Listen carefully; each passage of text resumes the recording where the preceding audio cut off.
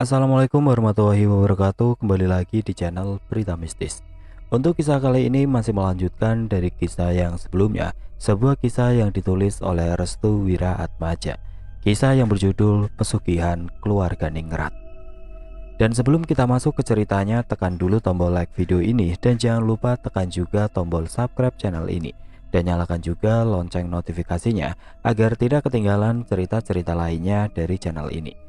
Dan buat teman-teman yang pengen membaca langsung ceritanya, nanti silahkan saja kunjungi linknya yang nanti akan saya sertakan di kolom deskripsi.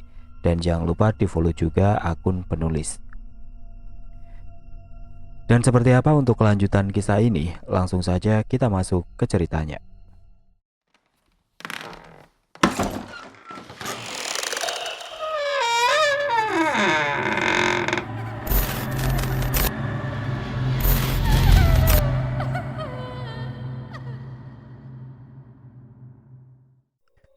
Lewat kejadian di malam hari tadi, Bapak semakin ingin mengetahui terkait apa-apa yang masih dirahasiakan oleh Mas Pangarep.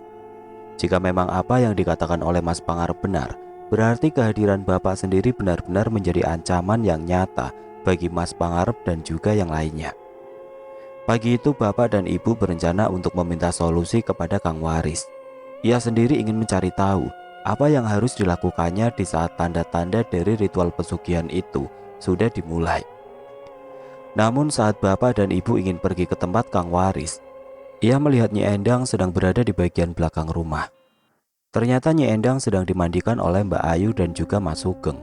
Anehnya, Nyi Endang dimandikan layaknya seorang wanita yang ingin dilamar oleh seorang pria. Nyi Endang mengenakan kain sampai bagian dada untuk menutupi bagian sensitifnya. Lalu rambutnya disanggul dengan rapi. Setelah itu air yang digunakan untuk memandikan Nyi Endang bukan air biasa. Air itu sudah diberi kembang 7 rupa yang aromanya sangat khas sekali. Ibuku yang mengetahui itu langsung menegur Mbak Ayu dan juga Mas Sugeng. "Mas, Mbak, Ibu lagi diapain?" tanya ibuku. "Ibu sedang diruat," jawab Mbak Ayu. "Diruat? Perasaan Ibu baik-baik saja." Bapakku mulai berpikir aneh lagi. Kemarin rambut dari Ibu berwarna hitam, mengapa sekarang kembali berwarna putih? Apa memang ada yang salah dengan penglihatannya saat itu?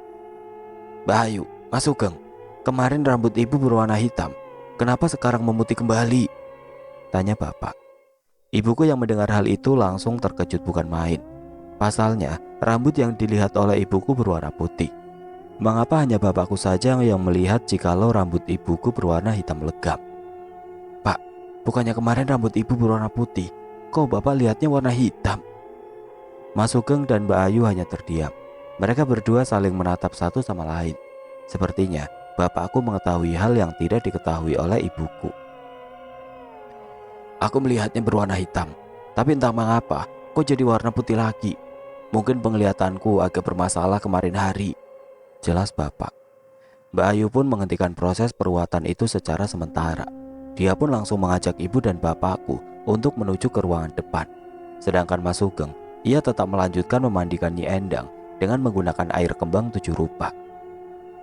"Bisakah kalian ikut ke depan?" pinta Mbak Ayu. "Ada apa, Mbak?" tanya ibu.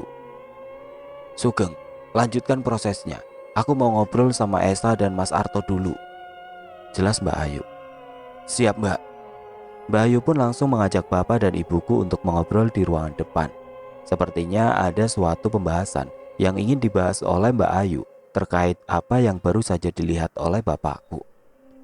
Sesampainya di ruangan depan, Mbak Ayu langsung mempersilahkan bapak dan ibuku untuk duduk, juga sembari mengobrol hangat.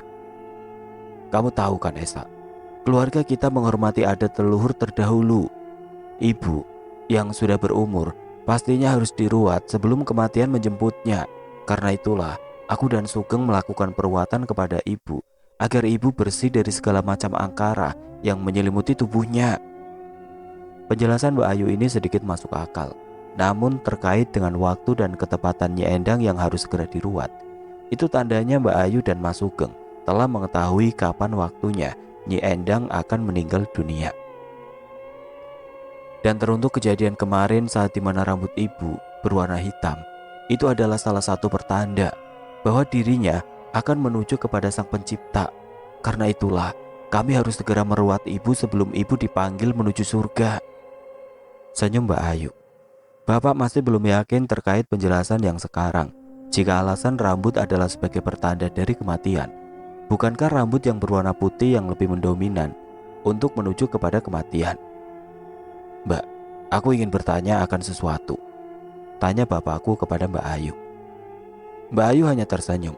Sepertinya dia telah mengerti apa yang akan ditanyakan oleh bapakku terkait hal kejanggalan aneh yang terjadi kemarin hari. Mengapa Mbak Neneng kerasukan sosok siluman monyet? Apakah keluarga ini ada hubungannya dengan hal tersebut? Tanya bapakku. Mbak Ayu terdiam sejenak. Dia seperti memikirkan sesuatu untuk mencari jawaban terkait apa yang ditanyakan oleh bapakku. Tatapan Mbak Ayu kini beralih kepada perut ibuku yang sedang hamil anak pertamanya. Dia tersenyum sambil memainkan kedua tangannya. Anakmu akan tahu jawaban ini. Maksud Mbak? Aku tidak bisa berkata banyak terkait rahasia keluarga yang memang sudah diutuskan secara turun-temurun. Lebih tepatnya, ini adalah rahasia yang memang tidak akan pernah diketahui dalam waktu dekat. Mbak Ayu pun bangkit dari duduknya. Dia kemudian menatap ke arah depan rumah yang memang sudah tahu tujuan bapak dan ibuku akan pergi. Jadi kapan kalian mau pergi menemui dukun itu lagi? Ibu dan bapakku langsung terkejut mendengar pertanyaan dari Mbak Ayu. Padahal keduanya belum membocorkan rencana kepergiannya. Kok Mbak tahu? Tanya ibuku. Cepatlah pergi, aku menunggu solusi terbarunya. Mbak Ayu pun perlahan meninggalkan bapak dan ibuku. Namun baru beberapa langkah, dia membalikkan wajahnya ke arah ibu dan bapakku. Jika dia mencoba mengganggu keluarga dan semua rencanaku, maka kalian semua juga akan terkena imbasnya. Bahkan sampai 15 tahun terakhir, ucap Mbak Ayu. Bapak dan ibuku tiba-tiba merasakan sensasi hawa merinding yang begitu kuat. Entah itu ancaman atau memang peringatan, namun yang semua keluarga ketahui, perkataan Mbak Ayu dikenal dengan sangat tajam, namun memang akan menjadi kenyataan. Dalam keluarga ibuku, Mbak Ayu dikenal sangat diwaspadai. Dia merupakan orang yang memiliki sebuah kelebihan yang tidak dimiliki semua orang. Karena itulah, selain Mbak Ayu menjadi kepala keluarga saat ini, dia juga mampu membuat semua anggota keluarga lainnya tertunduk hanya dengan satu perintah. Perihal seperti ini dikenal dengan nama Sabdo Dadi. Dalam kelahiran weton yang digambarkan oleh Mbak Ayu, dia termasuk orang-orang yang memiliki ilat pahit atau lidah pahit. Mbak Ayu sendiri lahir di Sabtu Legi dan termasuk orang-orang yang selalu dijaga ucapannya, kecuali hanya saat-saat tertentu saja. Karena itulah, di saat Mbak Ayu mengatakan hal demikian, bapak dan ibuku langsung merinding dibuatnya. Tanpa disadari, Mbak Ayu telah memberikan sebuah pertanda khusus ketika pantangan itu benar-benar akan dilanggar oleh bapak dan ibuku. Setelah Mbak Ayu kembali ke ruangan belakang, bapak dan ibuku memutuskan untuk pergi ke rumah Kang Waris. Mereka berdua bermaksud mempertanyakan apa yang harus dilakukan selanjutnya saat mendapati hal-hal aneh yang berada di rumahnya. Singkat cerita, ketika sudah sampai di rumah Kang Waris, ibu dan bapakku mendapati Kang Waris sedang menanam sebuah jahe di bagian timur halaman depan rumahnya. Tentu saja hal ini memuat banyak pertanyaan yang muncul terkait apa yang sedang dilakukan oleh Kang Waris dengan menanam jahe tersebut. Assalamualaikum Kang, ucap bapak. Waalaikumsalam. Kang, lagi ngapain? Tanya bapak. Sedang menanam jahe. Loh, untuk apa Pak? Kang Waris memperhatikan sekeliling rumahnya. Dia seperti diamati oleh sesuatu yang memang tidak terlihat rupa dan bentuknya. Kamu merasakan ada yang aneh tidak di rumah ini? Pertanyaan Kang Waris pun membuat bapak dan ibuku menatap sekeliling rumah. Memang benar, dari sekeliling rumah Kang Waris, bapak dan ibuku merasakan ada hawa keberadaan makhluk halus yang tidak bisa dilihat oleh mereka berdua. Iya Kang, seperti ada yang memperhatikan kita, jawab bapak dengan singkat. Mereka datang ke rumahku, jelas Kang Waris. Siapa Kang? Tanya ibu. Kita obrolkan di dalam rumah. Akhirnya Kang Waris pun memutuskan untuk melanjutkan pembahasan ini di dalam rumah. Ada ketakutan sendiri yang akan dipikirkan Kang Waris sewaktu dirinya diberikan penjelasan tersebut tepat di hadapan rumahnya. Kalian tahu, semalam tadi aku didatangi oleh jin kala ireng, lengkap dengan para kroco-kroconya. Jelas Kang Waris. Para kroconya? Mereka adalah bawahan dari Rojo Ketek. Ternyata ada salah satu anggota keluarga kalian yang nantinya akan dipinang oleh Rojo Ketek untuk selanjutnya dijadikan istri di kerajaannya. Jelas Kang Waris. Loh, mengapa bisa begitu, Kang? Kang Waris menatap wajah ibu dengan tajam. Selanjutnya ia menatap perut ibu yang sedang mengisi anak pertamanya.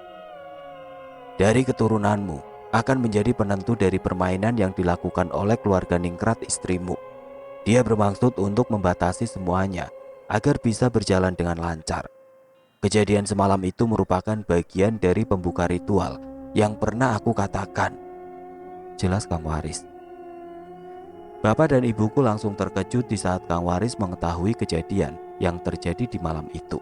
Sepertinya Kang Waris telah mengetahui apa-apa yang akan terjadi di malam itu, sampai-sampai dia sudah mempersiapkan semuanya.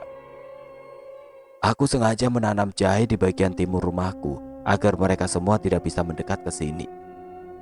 Telinga mereka lebih tajam dibandingkan pisau yang diasah ribuan kali. Sekalinya bocor, maka mereka akan memberikan sinyal kepada salah satu anggota keluargamu. Jelas Kang Waris. Maksud Kang Waris, anggota keluarga yang dimaksud itu adalah Mbak Ayu? Tanya ibu. Aku tidak bisa memberikan penjelasan terkait itu. Namun tidak lama lagi, tumbal pertama akan muncul.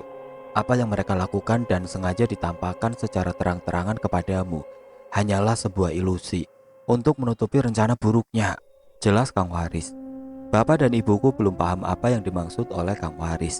Terkait dengan hal tersebut, Bapak malah berpikir terkait keanehan yang sedang dilakukan oleh Mbak Ayu dan juga Mas Sugeng saat sedang melakukan proses ruatan terhadap Nyi Endang. Maksud Kang Waris, ruatan? Benar, itu adalah proses terakhir.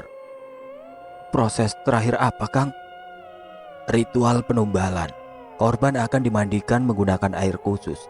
Lalu proses menghitamnya rambut yang sudah putih adalah sebagai pertanda bahwa orang tersebut akan dijadikan tumbal. Ibu pun langsung terbangun. Dia segera menarik bapakku agar segera pulang ke rumah agar bisa menyelamatkan Nyi Endang yang akan dijadikan tumbal oleh anggota keluarganya sendiri. Pak, ayo kita pulang. Ibuku harus diselamatkan. Bu, sebentar. Kita harus dengarkan sampai akhir. Tapi Pak, bagaimana jika semuanya sudah telat? Ucap ibuku dengan mata yang berkaca-kaca. Semuanya memang sudah telat. Jelas Kang Waris. Maksudnya Kang? Semua sudah berjalan dengan sempurna. Malam ini adalah Selasa Kliwon. Malam di mana para korban pesugihan akan disuguhkan kepada tuanya. Jelas Kang Waris. Ibuku pun menangis mendengar hal tersebut. Dia merasa tidak berdaya saat mengetahui ibu kandungnya sendiri akan dijadikan tumbal oleh salah satu anggota keluarganya. Jadi, apa yang harus kita lakukan? Pergi dari rumah itu agar kalian selamat. Bapak hanya mengangguk paham. Ia tahu betul jika itu adalah langkah terakhir agar bisa selamat dari rentetan pesugihan yang telah dijadikan rencana selama bertahun-tahun lamanya. Sementara ibuku, dia masih menangis sambil memegangi perutnya. Aku beritahu, jika nantinya ada suara gamelan di malam hari, jangan keluar kamar. Jika nantinya ada suara monyet-monyet di dalam rumah, tutup semua pintu kamar dan yang lainnya. Lalu bersembunyilah di bawah ranjang tempat tidur. Mereka sedang mencari korban selanjutnya. Bapak merasa merinding ketika mendapati arahan langsung dari Kang Waris. Bagaimana tidak, ini adalah penentuan hidup dan mati Bapak dan ibuku saat mengetahui kejadian yang begitu mengerikan yang akan terjadi di malam ini. Kang Waris pun memberikan sebuah kantong berisi kopi hitam yang telah dicampur oleh garam. Katanya, kopi dan garam itu dipergunakan untuk menghilangkan bau badan agar tidak tercium oleh Rojo Ketek yang nantinya akan berjalan-jalan bersama dengan ratu pilihannya. Ambil ini, taburkan di sekeliling dekat ranjang tempat tidurmu, lalu sembunyilah di bawah ranjang tempat tidur. Tahan sampai semua pagelaran kawin Rojo Ketek selesai. Lalu jangan membuka pintu sampai subuh tiba. Bapak mengangguk paham. Sementara ibuku, dia masih belum mendengarkan apapun yang dikatakan oleh Kang Waris kepadanya. Jaga istri dan anak-anakmu. Lebih baik kau putuskan tali persaudaraan ketimbang keluargamu menjadi korban dari pesugihan ningrat ini. Setelah mendengarkan semua solusi yang telah diberikan oleh Kang Waris, Bapak dan Ibu pun langsung pamit pulang ke rumah. Selama dalam perjalanan menuju rumah, Ibu masih merasakan kesedihan yang luar biasa. Dia tidak menginginkan Nyi Endang menjadi korban dari tumbal pesugihan.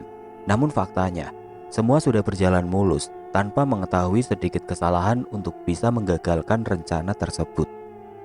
Sampai akhirnya ketika mereka berdua telah sampai di rumah, suasana rumah sangat hening.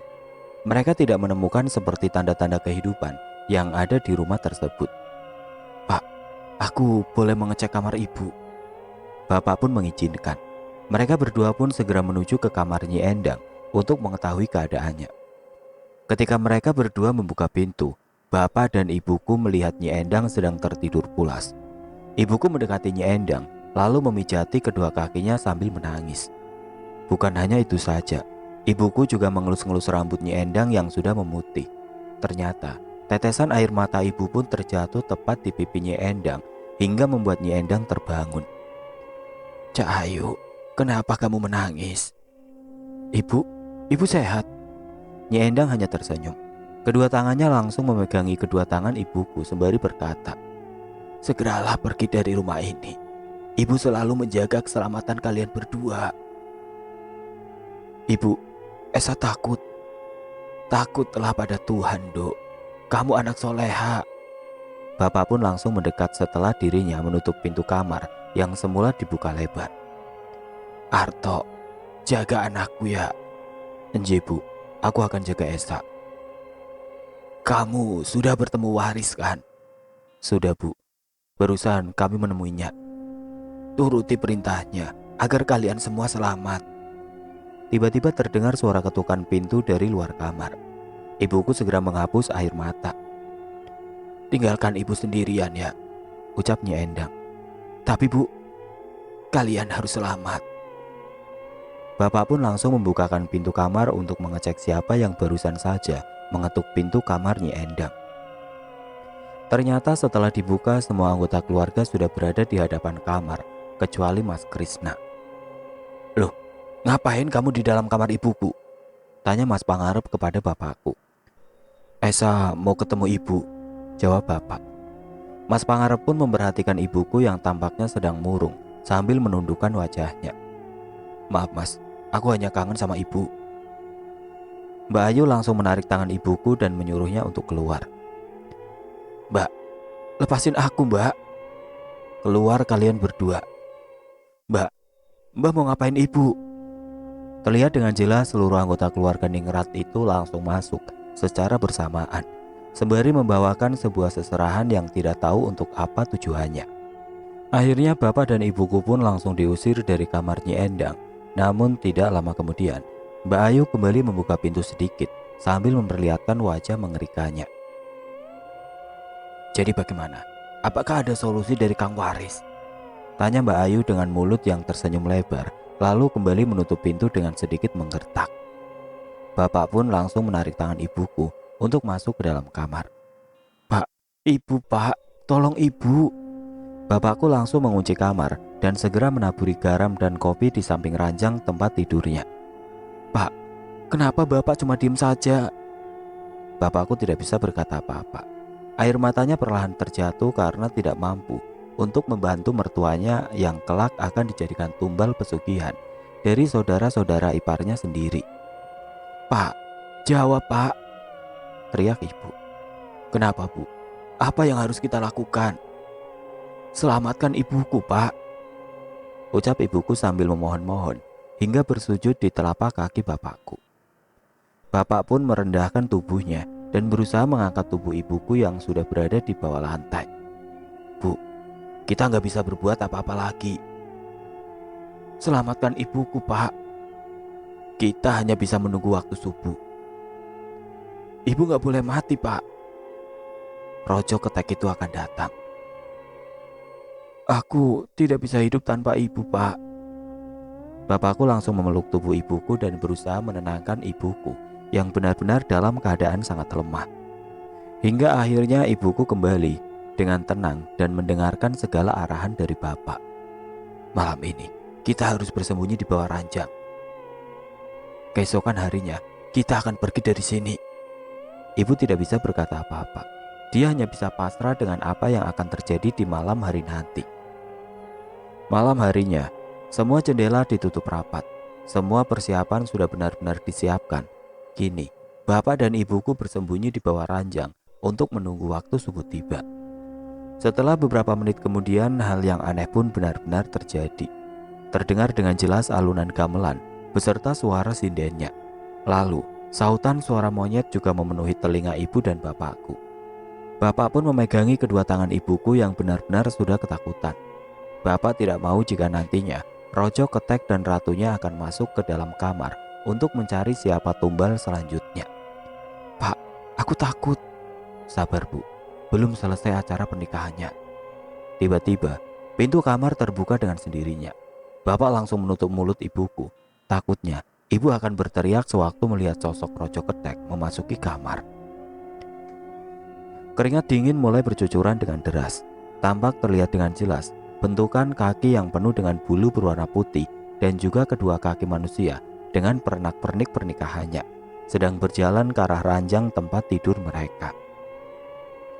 Keduanya seperti mencari sesuatu yang nantinya akan dijadikan dari target selanjutnya. Setelah tidak menemukan apa yang dicari, Rojo Ketek itu pun menuntun ratunya untuk keluar dari kamar. Tidak lama kemudian, terdengar suara yang menakutkan lagi menggelegar, yang ternyata itu berasal dari suara Rojo Ketek. Siapa yang akan menjadi pengawalku selanjutnya? Pengawal yang dimaksud di sini adalah tumbal selanjutnya, karena jika dia adalah seorang wanita, maka akan dijadikan istri. Namun jika dia adalah seorang laki-laki, maka dia akan dijadikan pengawalnya. Berarti, dengan jelas Rojo Ketek sedang mencari tumbal berupa tumbal laki-laki. Lalu siapakah yang akan dijadikan tumbal dari keluarga Ningrat yang merupakan seorang laki-laki? Pagi harinya terdengar huru-hara di dalam keluarga Ningrat tersebut. Mereka semua saling meneriaki nama Nyi Endang. Bapak dan ibuku sebenarnya sudah tahu apa yang sudah terjadi kepada Nyi Endang. Mereka juga sebenarnya sudah tahu. Namun kesedihan mereka seolah-olah mendramatisir keadaan yang sebenarnya sudah diketahui keadaannya. Nyi Endang meninggal dunia. Gak mungkin, semalam ibu baik-baik saja. Ibu dan bapakku keluar dari kamar sembari menatap sekeliling ruangan di ruang tengah yang sudah dipenuhi oleh semua keluarga Ningrat.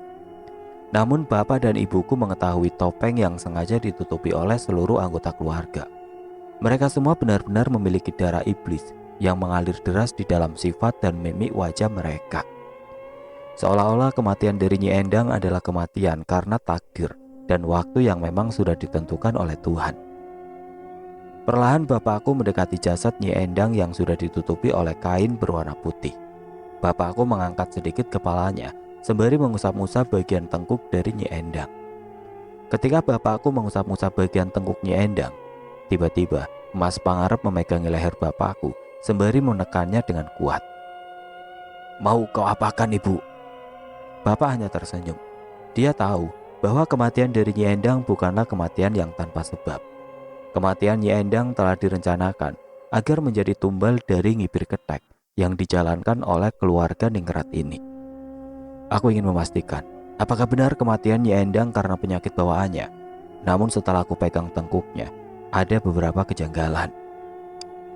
Mas Pangarep makin menekan leher bapakku. Namun dengan cepat bapakku langsung mengancam Mas Pangarep.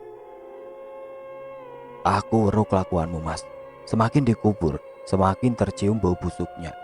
Semakin kamu menekan leherku hingga patah, maka semakin kuat kecurigaanku terhadap praktek pesugihan yang kalian lakukan. Mas Pangarep pun segera melepaskan tangannya. Ia kembali ke tempat duduk sembari menatap tajam bapakku yang masih memegangi tengkuk Nyi Endang. Saat dimana bapakku berada dalam posisi yang dipandangi oleh banyak keluarga Ningrat, ibuku segera mendekati bapakku. "Pak, ada apa?" Pegang tengkuknya. Ibuku pun langsung memegang tengkuk leher milik Nyi Endang. Saat ibuku memegang tengkuknya, ia terkejut bukan main. Ternyata bagian tengkuk Nyi Endang sudah kopong.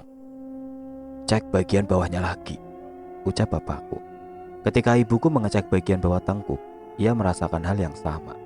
Bagian dari punggung Nyi Endang telah penuh dengan luka cakaran yang menggores ketiga sudut yang berbeda. Pertama pada bagian belakang tangan kanan hingga ke bagian punggung. Bagian ini adalah bagian yang sangat panjang dan cukup besar. Sampai-sampai ibu juga merasakan sedikit bagian yang kasar dari tempat itu.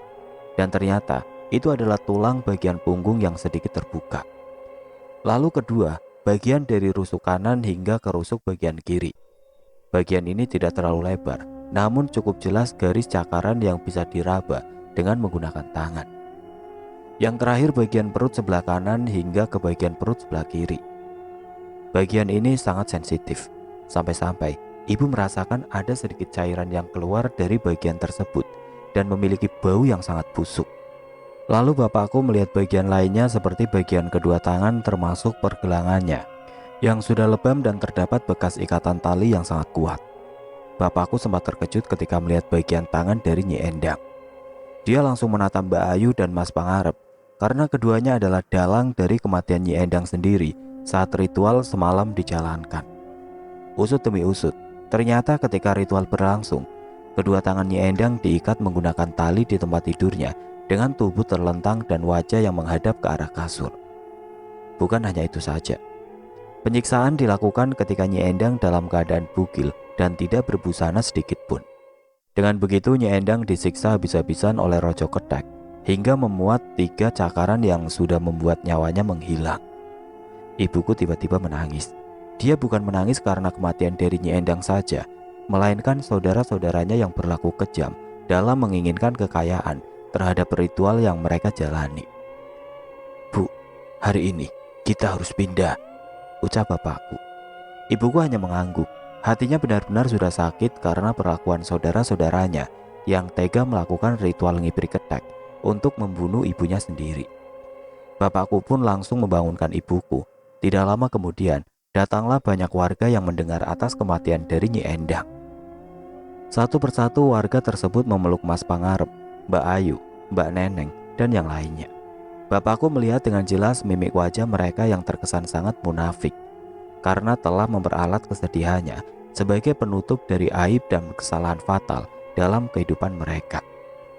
Untuk menutupi kesedihan ibuku, bapak langsung mengajak ibuku untuk masuk ke dalam kamar sampai penguburan dari Nyi Endang dilaksanakan.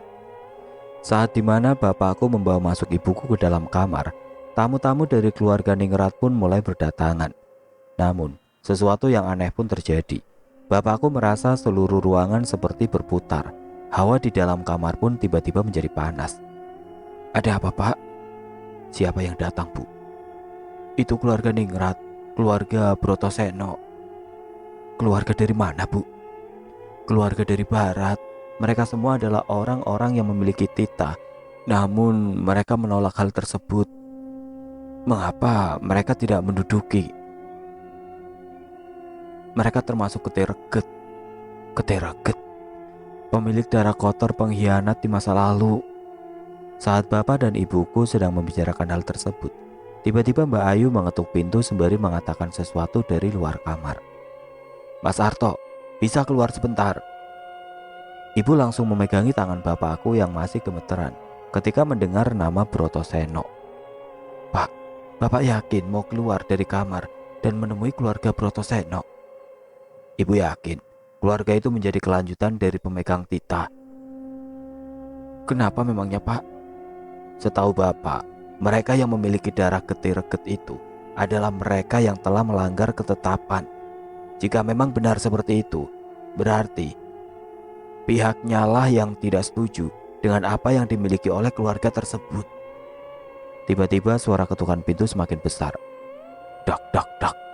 "Mas Arto, keluarga Brotoseno ingin menemui Mas Arto. Mas Arto dan Mbak Esa bisa keluar kamar sebentar gak?" "Bu, bapak keluar dulu." Bapak pun langsung membukakan pintu kamar. Saat bapakku membukakan pintu, Ia langsung melihat 5 orang dari keluarga Brotoseno sedang terduduk di kursi, sedangkan keluarga Ningrat lainnya terduduk di lantai sambil menundukkan kepalanya. Seolah-olah derajat dari keluarga Brotoseno sangatlah tinggi dan berwibawa. Bapak sempat keheranan, mengapa mereka semua melakukan hal itu? Bagaimana mungkin semuanya sangat menghormati keluarga Brotoseno? Tunduklah. Brek. Tiba-tiba tubuh bapakku langsung tertunduk dengan sendirinya. Bersamaan dengan itu, tubuh bapakku sama seperti keluarga Ningrat lainnya, terduduk di lantai sembari menundukkan kepala. Bahkan kepala bapakku sulit digerakkan seperti tertahan sesuatu, hingga tidak bisa menatap dengan jelas satu persatu wajah dari keluarga Brotoseno. Artonegoro, darah birumu berasal dari timur kan? Nggih. Perkenalkan, aku adalah Angkoro, pemimpin dari keluarga Brotoseno. Mendengar namanya saja, bapakku tidak bisa berkutik sama sekali. Dari ujung rambut hingga ujung kaki, bapakku merasakan hawa merinding yang benar-benar membuat bapakku tidak bisa melakukan apapun.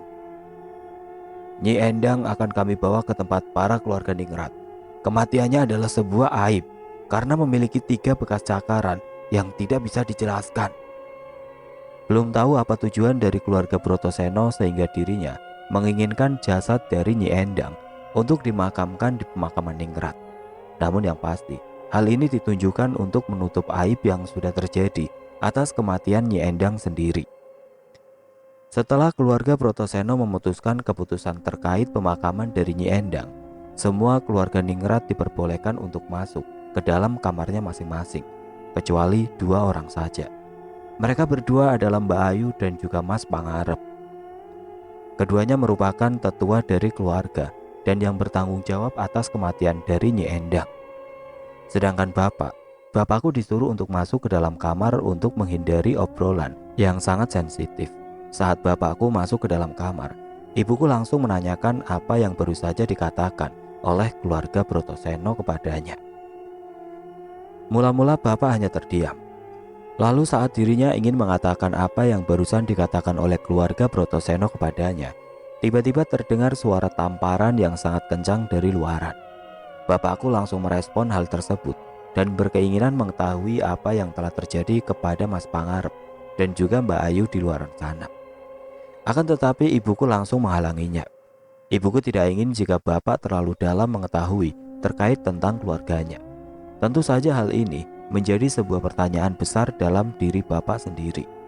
Setelah suara tamparan itu selesai, terdengar juga suara makian dan cacian dari keluarga Brotoseno kepada Mas Pangarep dan juga Mbak Ayu. Sepertinya keduanya telah melakukan sesuatu hingga membuat keluarga Brotoseno menjadi marah besar. Karena memang keluarga Brotoseno adalah keluarga yang seharusnya memangku jabatan. Sehingga dalam upayanya untuk menaungi keluarga-keluarga lainnya, keluarga Brotoseno sangat tegas akan hal tersebut. Lama sepertinya obrolan di antara keluarga Brotoseno dan juga Mas Pangarep bersama Mbak Ayu. Keduanya benar-benar memiliki rahasia tersendiri terkait dengan kematian Nyi Endang. Namun di lain sisi, bapakku juga memikirkan sesuatu yang terjadi atas kematian Nyi Endang. Bapak memiliki pemikiran bahwa keluarga Brotoseno juga berkecimpung dalam kematian Nyi Endang. Bisa dibilang, ada 2 kemungkinan yang memang bisa terjadi di luar nalar. Pertama, keluarga Brotoseno adalah dalang dari kematian Nyi Endang. Hal ini menunjukkan akan kanuragan yang dimilikinya hingga membuat keluarga Ningrat lainnya tertunduk. Dengan begitu, keluarga Brotoseno menjadikan semua keluarga Ningrat seperti boneka yang dengan sesuka hati dikendalikan. Dan terakhir, ada kaitannya antara Mas Pangarep dan Mbak Ayu dengan Raden Angkoro. Jika ketiganya merupakan dalang di balik ini, berarti drama yang mereka lakukan seolah-olah memberikan pelajaran kepada siapa saja yang berada di sekitaran untuk tertunduk dan takut akan kejadian mengerikan selanjutnya. Bapakku masih terus memikirkan hal itu. Jika keduanya benar-benar terjadi, berarti ancaman akan keselamatan keduanya sangatlah minim. Terlebih lagi Raden Angkoro, si pemimpin keluarga Brotoseno, telah menandai bapakku sebagai orang yang mengetahui akan ritual ngibri kethek yang baru saja dilakukan di malam hari tadi. Namun, ada sesuatu yang belum bapak ketahui. Jika Nyi Endang meninggal, siapakah semalam tadi yang menjadi pengantin atau ratu dari Raja Ketek? Melihat kematian dari Nyi Endang yang sangat jelas jika dirinya disiksa habis-habisan, itu menandakan ada pihak ketiga yang benar-benar terlibat secara pasif atau tidak terlihat seperti yang Bapak ketahui. Bapakku pun langsung menghadapkan wajahnya kepada ibuku, seolah-olah ada sesuatu yang ingin dikatakan oleh bapakku kepada ibu. Bu, dari keluarga ibu sendiri, siapakah yang paling pendiam dan tidak banyak bicara? Emangnya kenapa, Pak? Ibu semalam tahu kan, jika Rojo Ketek mengelilingi kamar ini bersama dengan ratunya. Jika dilihat dari kematian Nyi Endang, berarti ada Ratu Ketek di rumah ini. Dan Ratu Ketek yang kemungkinan berada di rumah ini adalah orang yang tidak banyak bicara dan terlihat sangat pasif. Ibu pun kemudian berpikir sejenak. Dia mencari-cari siapa dari anggota keluarganya yang memiliki sifat demikian. Jika memang sudah diketahui, berarti ada hubungannya antara Ratu Ketek dengan keluarga Brotoseno. Bisa dibilang Ratu Ketek inilah yang mengetahui kapan ritual selanjutnya akan berjalan. Siapa, Bu? Mbak Neneng kah? Ibu yakin? Sepertinya Mbak Neneng. Bapakku hanya terdiam. Dia sedikit mengingat beberapa kejadian yang telah terjadi yang mengaitkan Mbak Neneng dengan Nyi Endang.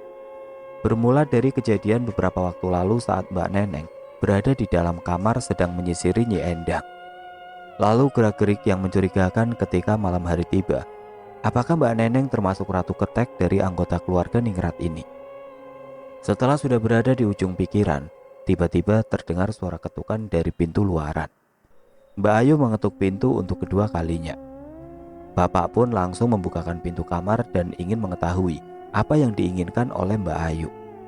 Mas Arto dipanggil oleh Raden Angkoro. Siap, Mbak. Bapakku langsung menuju ke tempat Raden Angkoro karena memang masih mengedepankan azab. Bapakku tertunduk secara perlahan, lalu dia berjalan menggunakan dengkulnya sembari kedua tangannya menyentuh lantai sebagai dorongan. Kepala tetap menunduk sebelum akhirnya pihak yang akan dimaturi atau temuinya benar-benar menyuruhnya berhenti. Berhenti. Tiba-tiba tubuh bapak langsung mematung dan terdiam tidak bergerak. Lagi-lagi bapak merasakan aura yang sangat kuat hingga membuat apa yang dikatakannya benar-benar langsung terjadi. Artonegoro, kabarnya istrimu sedang hamil. Ucap Raden Angkoro dengan suara yang tegas, namun benar-benar membuat tubuh bapakku merinding seketika.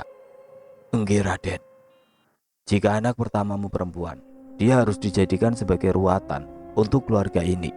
Kami sudah sepakat untuk meruat anakmu sebagai pembawa sial dari keluarga ini. Jelas Raden Angkoro. Maksudnya Raden? Tanya bapakku. Dalam keluarga Brotoseno, jika anak yang pertama dilahirkan adalah perempuan, maka anak itu akan diruat dan ditumbalkan untuk penyelamat keluarga. Sama seperti dengan keluarga dari Nyi Endang. Seharusnya Ayu itu ditumbalkan untuk menyelamatkan keluarga ini agar tidak sial. Namun bapaknya benar-benar keras kepala. Jadi setelah kematian semua kepala keluarga Ningrat ini, aku adalah orang tua kalian semua. Apa yang aku katakan, itulah titah. Mendengar hal itu, batin bapak langsung memberontak. Bapak tidak ingin jika anaknya dijadikan tumbal hanya untuk kepentingan dari keluarga Brotoseno ataupun keluarga Ningrat lainnya. Karena baginya, kelahiran anak pertama adalah sesuatu yang dinanti-nantikan. Bagaimana Artonegoro?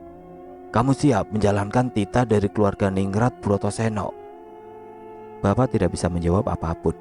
Ingin rasanya ia menolak dengan tujuan untuk menyelamatkan diri.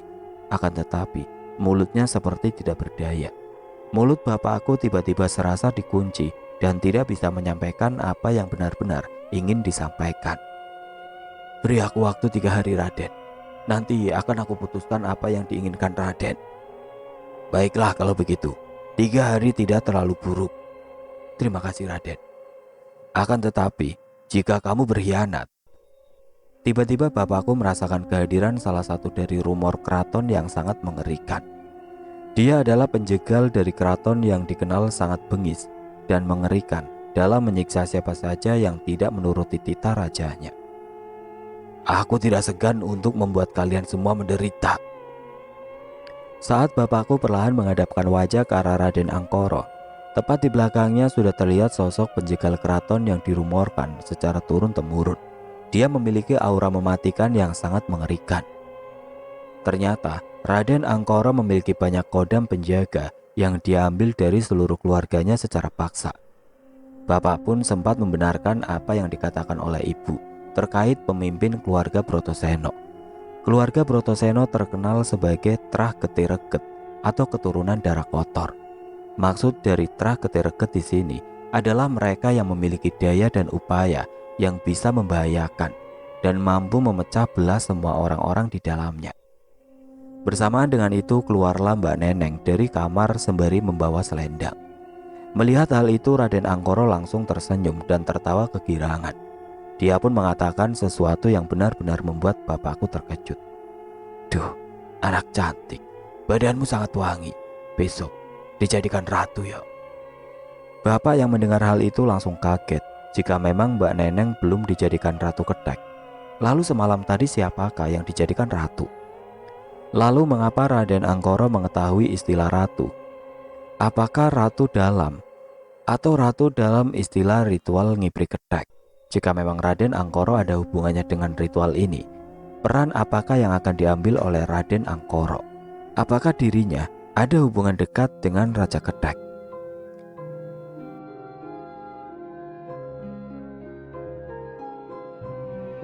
Oke teman-teman, sampai di sini dulu ceritanya. Nantikan kelanjutan kisah ini di video berikutnya. Agar tidak ketinggalan, klik tombol subscribe channel ini dan nyalakan lonceng notifikasinya.